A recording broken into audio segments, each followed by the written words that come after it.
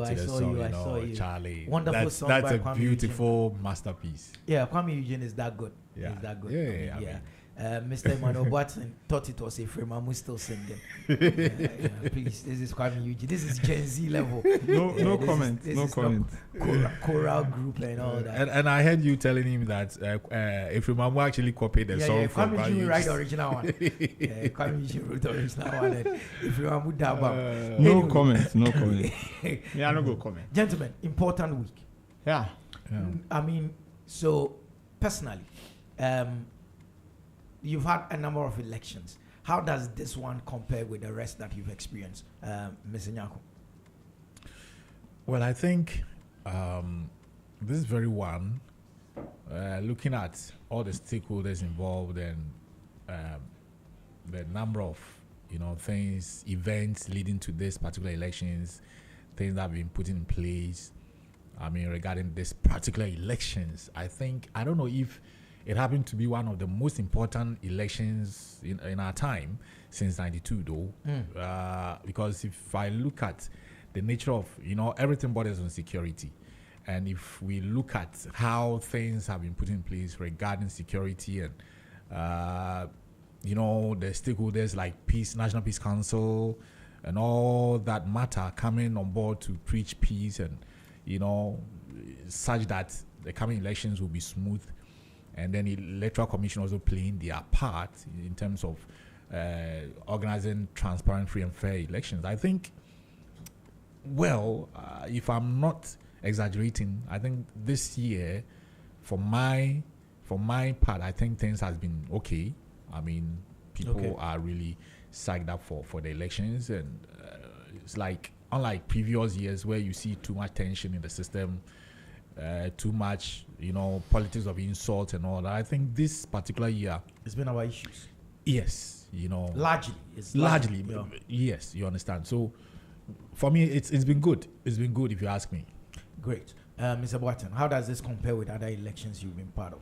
Yeah, unique ways. This is the very first time in an election where we have a former president. As against a sitting vice president. I mean, this is the first of its kind. And our former president has also been a vice president before.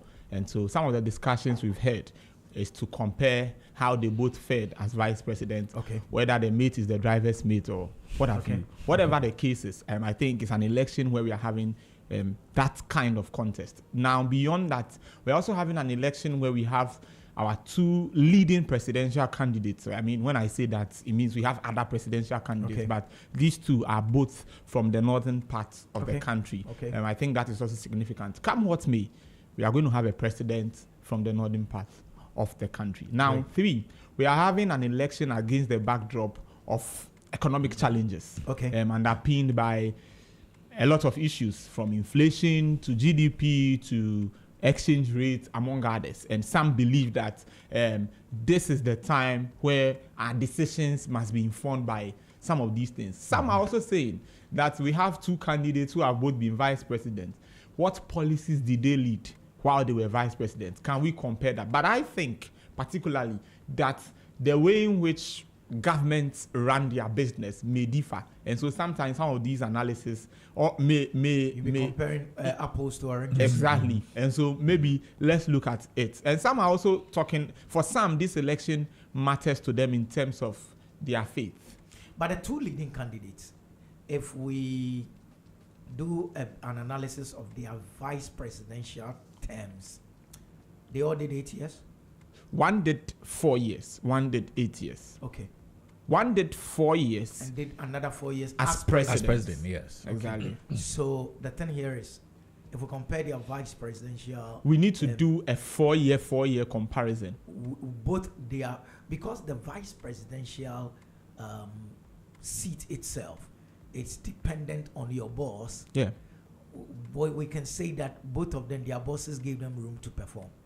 I will not disagree with that. Okay, all right. I will not disagree with that. Me, then it makes it an even playing field. Yeah. You can have a boss who won't give you work to do. Yeah. But what we see is that the two of them, meaning the late John Evans Atta Mills, Atta Mills, Yeah. and then Nana Addo Dankwa Akufo-Addo Yeah. gave their Yes. number twos Yeah. room to operate. Yeah, Yeah. exactly. Okay, just that one gave his number two more specific areas like economy, and the Yeah. other one was more of a general. The general, Yeah. yeah. Okay. Exactly. All right. So I mean, so for me, that's it's important because if we don't look at that, we may make a mistake. And then another question Okay. is the question of breaking the eight.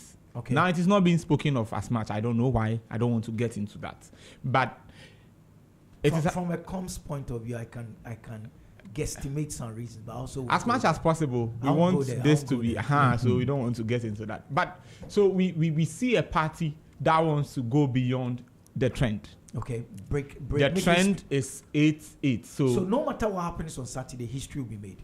Yeah, Yes, definitely. either the trend continues or the trend, or the something cycle we is have never broken. seen before. Yes. Someone who was in the seat goes out after 8 years, Yes. makes them come back. Yes.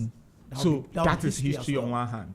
So someone who has lost 2 successive elections comes back to win. But that is not unique because before President Akufo-Addo became president in 2017, Yeah. he ran for 2008, which he lost Yeah. to President Mills. He ran for 2012. He lost to President Mahama. Yeah. And 2016, he won and became and was sworn in. The only on January uniqueness 7th. is that He was not in Fantastic. government He had at the never time. tasted it Exactly. before. So he came on the scene and then he was able to. I even think same for President Kufuor as well. He lost to President Rawlings as well yeah, back before then. he eventually became president. Yeah, so sure. I think that come what may, there's history around the yes, corner. there's history Yeah. around the outcome of the Interesting. election. And I think we want to make it clear. It's not as though we don't recognize the other presidential candidates on the ballot. But our point is We that are only tackling the two major exactly political parties. everything points to them.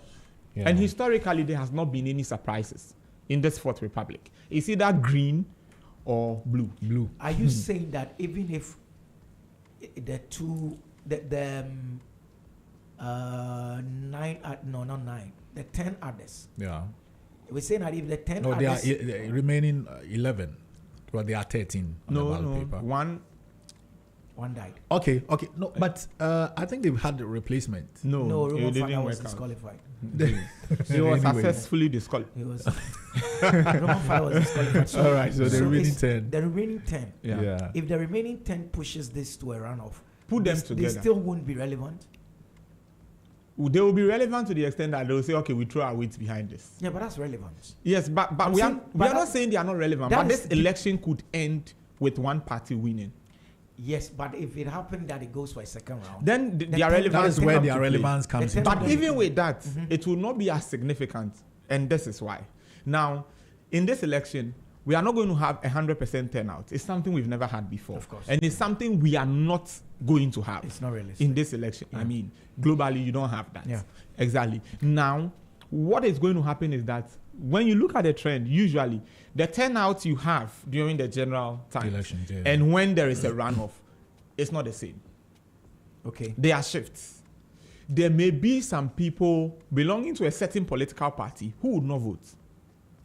Okay.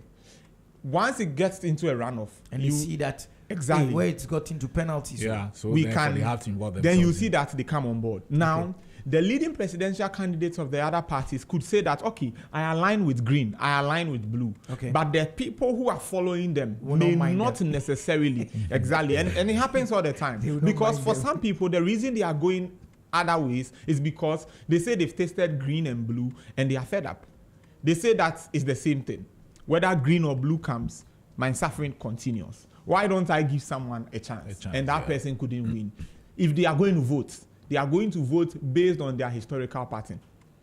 Okay. And they will say, after all, I'm known for green. After all, I'm known for blue. Let me just go back to my first love. Sebe, Mr. Nyako, So Sankofa if Do we as a nation yeah. need a third force? Yes, at least in order to break the duopoly, Okay. I would say yes, because over the period since '92, it's been one-sided, and generally Ghanaians gets fed up after a certain period of time, more So especially. 3 will be better. And you see, let me first of all deal with the question. If there's a third force, I think it will give Ghanaians the chance to say that, look, we have tested, the two. Let's give this person a try, which we always do, giving people chances or tries and all that. So that one would sort of give us a new paradigm, a new wave, blowing in a system such that we know that because we tried both parties, this particular person will do something unique or something different. Okay. You understand? But then the question here is, who is ready to be the third force? I think we tried the CPP. I'm asking you this question for a reason. Okay. In this election, the party that comes out as number 3, the third most successful in this year's election, if that party or individual who becomes number 3 does anything close to 0.5, I'm not saying 1%, 0.5%. 0.5%. Yes, 0.5%. Oh, The total votes cast. They would cross. The general elections, like general total vote cast. Are you saying 1%? Some will get more than that. Yes. But they Okay. would cross. In 5%? fact, maybe 2 No, of but them. if you yes, compare, they can get close. if you even GUM compare, in the past Yeah. What did election. GUM do last year? I Last think he had 4 about years. 3% or Yes, so. let me get this for you. Okay, so let's look at that. Okay. Now, I'm asking this, that the party that comes out as the third, and that's maybe 10% is too high, right? Oh, too high, yeah. 5%? 5% will be okay. Okay, if the person does 5%, can we consider that as a legitimate third force? I wouldn't say yes. Because we don't know whether. Okay, what it means is that if they come out as a third and they're able to put structures in place and begin to grow themselves, Very and good. brand themselves Because I as the can't. third alternative, then that will make them the legitimate third force. Fantastic. Because you need, statistically, you need to garner certain number of votes, certain number of figures. You need some structures in all very good. constituencies. Either than that, you are just part of the numbers. Yeah. You understand? And then 4 years time You fade out. you fade out. GUM, for instance, I am not sure, just like they did last 4 years, You'll be they able were to- third. They were, for me, I saw it as just, making the numbers. Because GUM, it will be very difficult for GUM to... ridden on that to become a legitimate Very good. party. Very good. Ghana Union Movement, where officers in every constituency, staff that he's paying on a regular, who are working 4 years ago to today. But then again, with the Ghanaian, the average Ghanaian, it still comes to the personality. Okay. As we are talking here now, people are looking at Cheddar.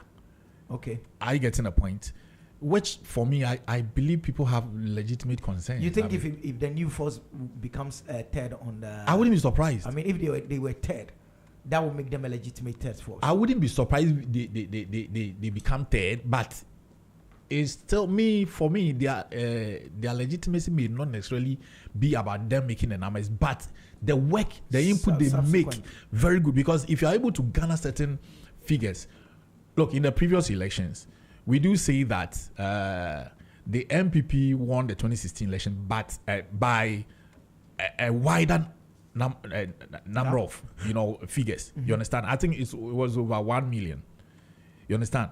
So in the lead up to the 2020 elections, people were reading meanings into these figures as to the effect it could have on the elections. Are you understanding me? So, and it did play a role.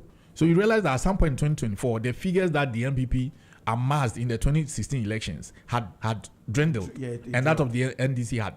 Yeah. That is what people will look at, especially the statisticians. These are the figures they look at to say that this can be this particular party or individual can be a potential third force or something. Okay. But for me, I don't know, getting a third force in this country, given the euphoria, how people are always rooting for the two major political parties, for me, I think it will be very difficult. Yeah, you didn't know you need an Apple until Steve Jobs brought you the iPad. The day it comes out, you know you need it. Anyway, it's 9:31, 9:32 exactly on the clock in the studios. If you just join us, this is still Business Breakfast on Z. I need to remind you, this is not a different show. It's still your favorite business discussion on early morning radio anywhere near this part of the equator.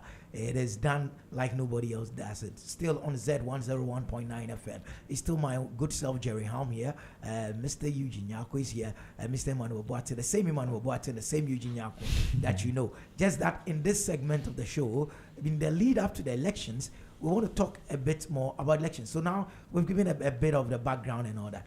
Gentlemen, can we now go into their manifestos? First of all, But can we profile them in a minute? okay, all candidates, Yeah. all 12 of them. No, the two major political parties. You don't want to touch the rest? I would really want to touch the rest rather. For instance, who is the latte on the ballot paper? I want to know who he is. Okay. Is it the son of the former domestication man? Dan Latte. Yeah. Can we touch on him? You know, and then, because the because we all concentration. know- we I all know understand. the I big understand. boys. But because the concentration is on the two major political parties, yeah. it would be fair that we try to profile their. We'll do that. We'll go into their profile. That's fine. I just want to touch on the unknown elements in that 12-man race. Mr. Barton, you get what I'm saying? Yeah, I do. Who is the latte guy? He's number what? Number 2? Who is number 2 on the ballot paper? Please pull out the sample ballot paper. Let me find out who number 2 is. And then we'll be able to, from there, when we are done with the people, maybe just even mention their names and slightly what they do. Yeah. That gives our listeners a good thing. Then we will now properly profile the 2 leading candidates. But in the first place, it's important that we know who the first, at least their names. You don't think so? I think if their names alone, it will help. You don't want to go in there and the only people you know are the vice president and the former president. The 10 others, the independent guys, who are they? What are their names? Are they standing for parties? Are they going independent?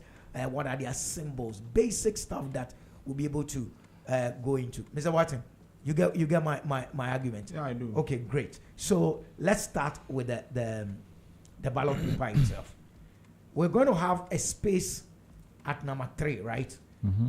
Unfortunately, the deceased, the Ikuadonko's face will still be on the ballot paper. Is that what we are told? Or there will be a space there? Her face will be there.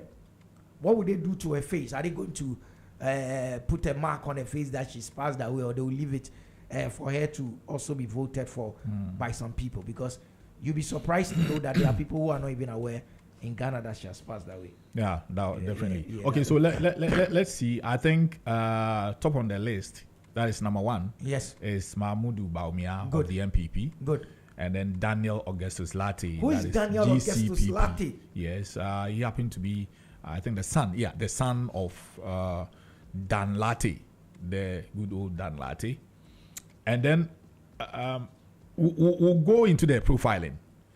And then we also have, I think Ikuadonko is still on the list, but I don't know. Yes, she will be. I mean, that's what we're told. Yes. You know, that she's going to still be on the list. But as to whether, how people would know that she's passed and all that. Anyway, so you said Daniel Augustus Latte. Latte of the GCPP. So he's also still carrying his dad's name, Dan Latte. Is that what we're saying? Yes.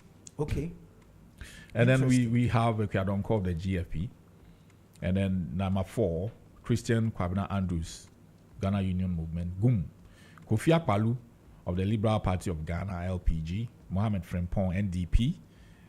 We have number 7 is Nana Akosua. So this one, first of all, please. Let me just go quickly so that you're saying that the latte on the paper is Daniel Augustus Latte. Yes. What was Dan Latte's, the original Latte? What was his name? Okay, I think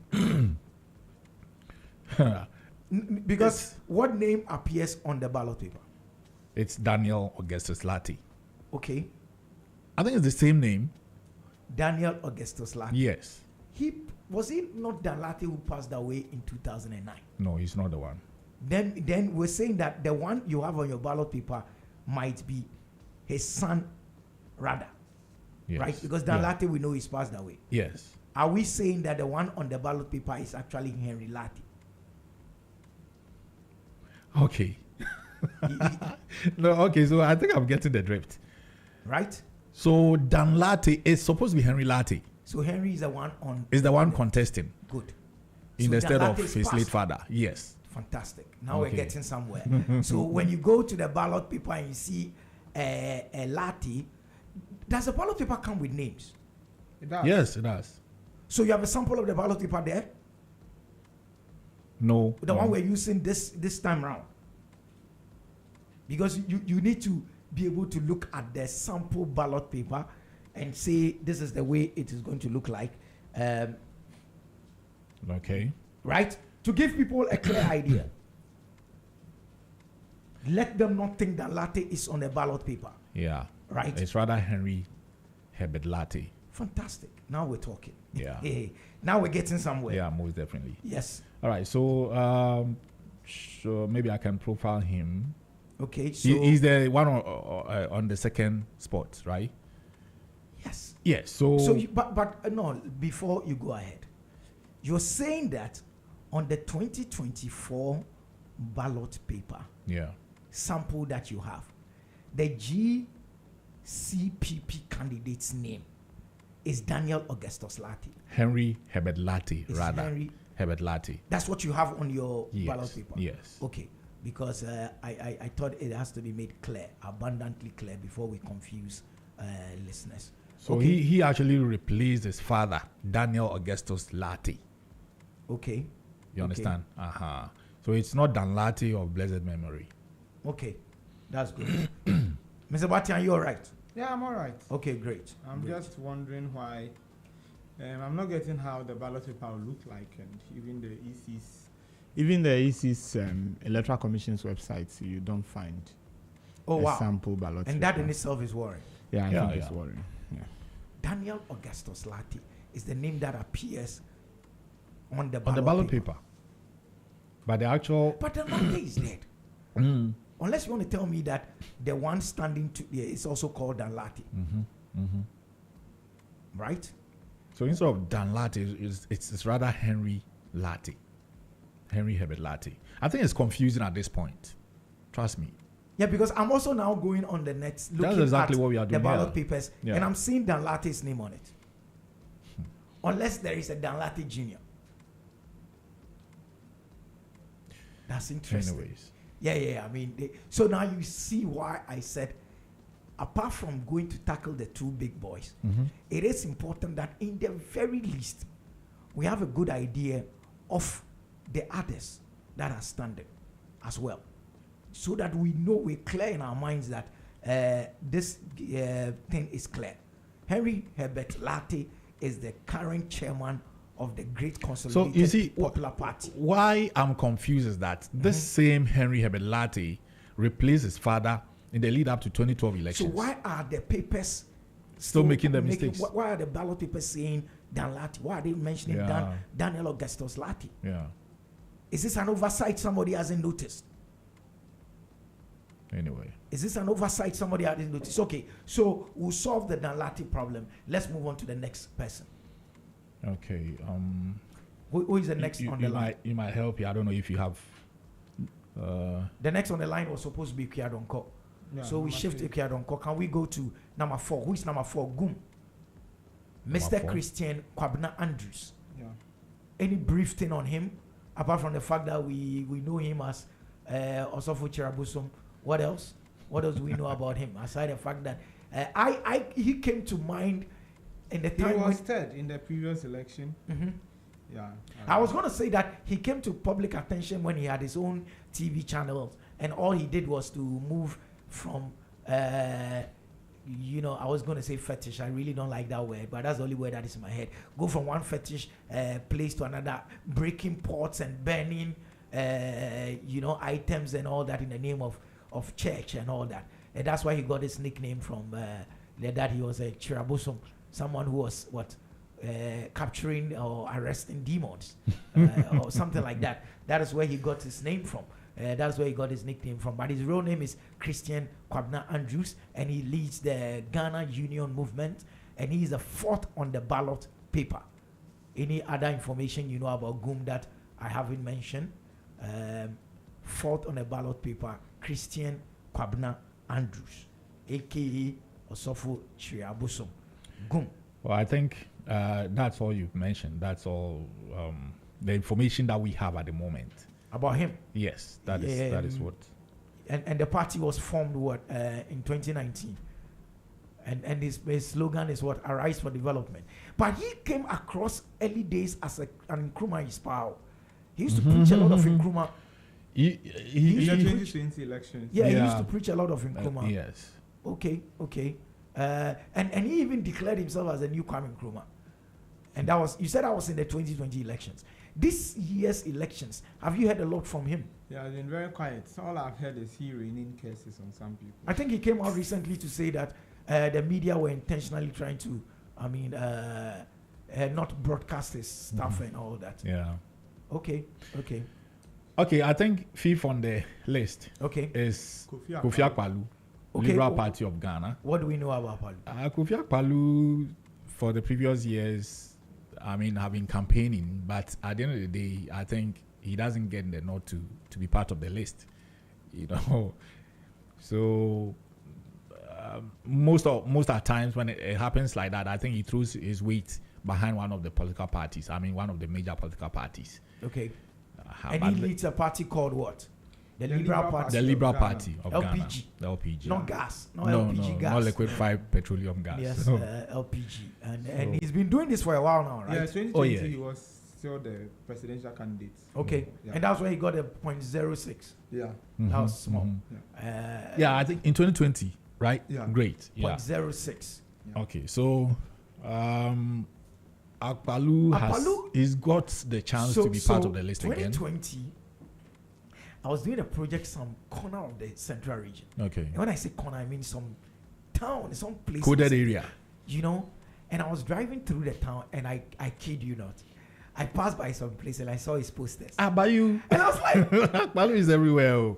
I think I was so impressed. the only place that I'm here to see his posters is my area, Weja inside. Okay. I'm here to see But when I saw it, I was posters there. impressed. I was like, oh wow, Akpaloo is here. Akpaloo is Ghana, Ghana is Akpaloo. And this was in 2020. I was like, oh wow, this guy doesn't joke like that. Anyway, so we should also inform listeners that the LPG is a recent name. Yeah. He had an original name. What was the original name? IPP. Yes. The Independent People's Party. Yeah. Fantastic. So he changed it. In 2016, right, he was disqualified from contesting. Oh, he would have stood even then. Yeah. Oh, Okay. but IPP, I think, was formed leading up to 2012 election. I think it was formed 20. Oh, okay. Yeah, IPP Wow. was formed earlier. Oh, okay. In 2017. Yeah, it was actually founded in 2011. Okay. Yeah, and it was its leader when he contested the 2012 Ghanaian general election. Oh, but nice. they didn't win any seats. Then he was disqualified from contesting the 2016 election Okay. as a presidential candidate. And that decision was actually contested in court, his disqualification from contesting the 2016 election. Then they dissolved the IPP Okay. and formed the LPG in 2017.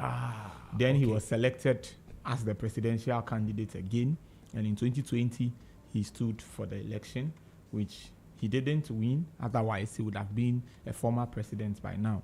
Okay. And then 2024 he's still the leader, and he's number 5 on the ballot. Okay, and his name is Kofi Akpaloo, Yeah. LPG. Moving on. Don't forget, we have an unsolved mystery. Daniel Augustus Latte. Yeah. on the And then papers, Henry and Henry Herbert Latte. Latte. We'll solve that. Let's move on. Who is Mohamed Frimpong? I think Mohamed Frimpong. He's the one person I have nothing to say about. Yeah, for me, I do not have much information about him. He's one of the newbies. Yeah, I mean, He's one of the newbies. newbie, and he's standing for what party? NDP. And what? NDP. National Democratic Party. Is that the former First Lady's party? Yeah. Oh, okay. Iman, do you know anything about him? Mohamed Frimpong. Any information out there about the man, Mr. Of course, it sounds like an allergy. Yeah, I was going to say Mr. Mohamed Frimpong, but let's play safe and say Alhaji Mohamed Frimpong of the National Democratic Party. Any information we have about him? Alhaji Mohamed Frimpong. Alhaji Mohammed Frimpong. Who is he? What is his pedigree or his background in Ghanaian politics? How did he become a member of the NDP and the National Democratic and all that? Because we need to know a bit about him. And I think he's already even outlined his vision and all that. Yeah, he's outlined his vision, right? Yeah, he has outlined his vision, but I think he's focusing on grassroots empowerment. Exactly. So I was right. Alhaji Mohammed Frimpong is a nice way to have started. Yeah. I was going to say Mr., but just judging no, he's by Alhaji. Judging by his pedigree, he's an Alhaji. So Alhaji Mohammed Frimpong. Who knows anything else about him? He used to be the Secretary General of the NDP when former First Lady Nana Kundeju Agyemang-Rawlings was the presidential candidate. That is prior to him becoming their presidential candidate. He used to be their Secretary General, or what in other places some will General call Secretary. The General Secretary. Yeah. Okay. But I think I know very little about him, aside that he's the presidential candidate for the National Democratic Party. The National Democratic Party. Yeah. They are fielding MPs. Sorry, PCs. Yeah, parliamentary candidates. They are fielding PCs. Unless you want them to win, of course. Okay, so they are fielding PCs. Yeah. Of course, maybe not all constituencies. Oh, certainly not. Yeah, they'll field PCs somewhere. Yeah. Okay, so Alhaji Mohammed Frimpong, flag bearer of the NDP. NDP. And the NDP is what again? National Democratic Party. He's so number one. What? 6. He's number 6. Yes. Okay, moving now, on. The next person on the list is Nana Akosua Frimpong. She's number 7. Nana Akosua Frimpong of the CPP. I know very little about. Can you tell me something about her? Yeah, Nana Akosua Frimpong, Sapon Kuma. Those are the other names. She's a politician and the flag bearer of the Convention People's Party. She attended the Infantsiman Girls Secondary School. Oh, okay, man sites. Yes, nice. in Sopon for her secondary education in the Kumasi Polytechnic, where she obtained a diploma in business studies. I'm just giving you. Yeah. I was going to actually wait for you to finish, and I'll ask you, how did you get about her? And when we got to Alhaji Frimpong, nothing. When we got to because there's nothing. Because there isn't much okay, tell me to say about her. it. So she obtained further education at the Washington School for Secretaries, the Montgomery Community College, and the Notre Dame University, all in the U.S. Okay. According to her curriculum vitae, she is also a former national organizer of the 31st December Women's Movement back then. Wow. Yeah, and one of the initial 5 people who developed the concept for the formation of the movement. Wow. Oh, she's prominent. Yeah, so Ms. Sapon has worked with Working Mothers Incorporated, an employment agency for domestic care in the U.S. While there, she was in charge of the daily interviewing of clients and customers and the placement of advertisement, among other things. She has also worked with Optimum. Okay, so in all of that, so she's a political person. She's been at the grassroots before. Actively, yes. Okay, fantastic. Okay, and she's leading which one? The CPP. The CPP. Okay, and CPP being what? Convention People's Party. Fantastic. Definitely. And she's number what? She's number 7. Okay, moving on. Number 8. We all know him. Okay, so JDM. Let's skip him. So we skip number 1 and number 8. Tomorrow we'll tackle number 1 and number 8. Oh, really? Yes, that's the. But this one actually took me by surprise because most of my strength. Don't worry. We'll tackle number 1 and number 8. Let's tackle the because you know what I just realized. Just profiling them alone. Look at the time. Look at the time. We've just done profiling. With so much gone into. So quickly, number 9 is who? Hassan Ayariga. Fantastic. The striker. Is a striker? Oh, number 9 is. Yeah, number 9 scores goals. Yeah. Okay, so Hassan Abdullahi Ayariga, APC, All People's Congress, right? Yeah. Did I get it right? Yeah. All People's. Good. So what do we know about him? Any little thing we can touch on about him? I mean, he was born on September 4th, 1971 in Boko, in the Upper East region of Ghana. His father was Frank Abdullahi Ayariga, and was a member of parliament for the Boko constituency during the Third Republic administration of Dr. Hilal Liman. And his mother was a businesswoman who had passion for his education. He grew up in Boko before he settled in Nigeria, and on. His parents went into exile after the overthrow of Liman's administration. He's an entrepreneur. He with many business interests both in Ghana and abroad.